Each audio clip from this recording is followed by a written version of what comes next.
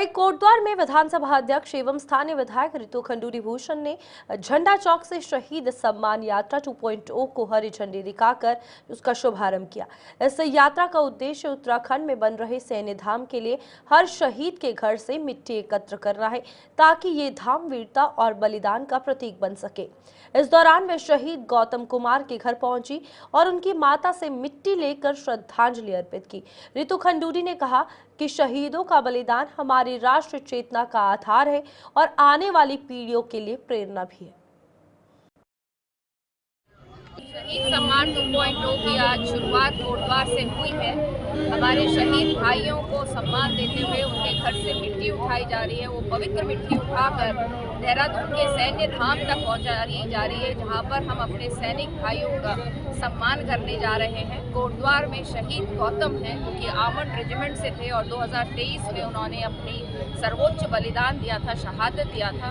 उनको हम प्रणाम कर रहे हैं, नमन कर रहे हैं और आज उनके घर तक हम पहुंच रहे हैं उस पवित्र मिट्टी को लेने के लिए, जो हम देहरादून के सैन्य धाम तक पहुंचाएंगे। खटीमा में पंडित दीनदयाल उपाध्याय की जयंती पर भाजपा के आत्मनिर्भर भारत और स्वदेशी अभियान के तहत जिला स्तरीय संगोष्ठी का आयोजन किया गया।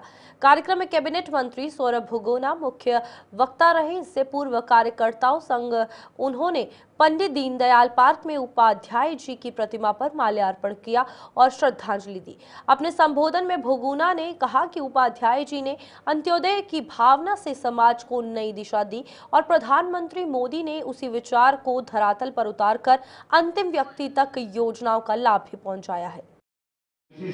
सारे देखते हुए कार्यकर्ताओं के साथ, और हमने सिर्फ इनसे यही कहा है कि जो पंडित दीनदयाल उपाध्याय जी की सोच है उस सोच पर चलना है। उन्होंने इस देश को अंत्योदय की भावना पे चलने का हम लोग को बताया था। आज मैं धन्यवाद दूंगा देश के प्रधानमंत्री जी का, जिन्होंने उनकी सोच को पूर्ण करने का काम किया है। अगर अंत्योदय की भावना, जो आखिरी पंक्ति में खड़ा हुआ व्यक्ति, उस तक सरकार की सुविधाएं पहुँचें, अगर ये फैसला किसी ने किया और उसको धरातल पर उतारने का काम किया, तो इस देश के यशस्वी प्रधानमंत्री नरेंद्र मोदी जी ने किया। पंडित दीनदयाल उपाध्याय जी की सबसे बड़ी सोच थी कि इस देश में 2 प्रधान, 2 विधान, 2 निशान नहीं हो सकते। उस सोच को भी पूर्ण करने का काम किसी ने किया, तो देश के यशस्वी प्रधानमंत्री नरेंद्र मोदी जी ने किया, जब उन्होंने आर्टिकल 35A और 370 धारा को ख़त्म करने का काम किया और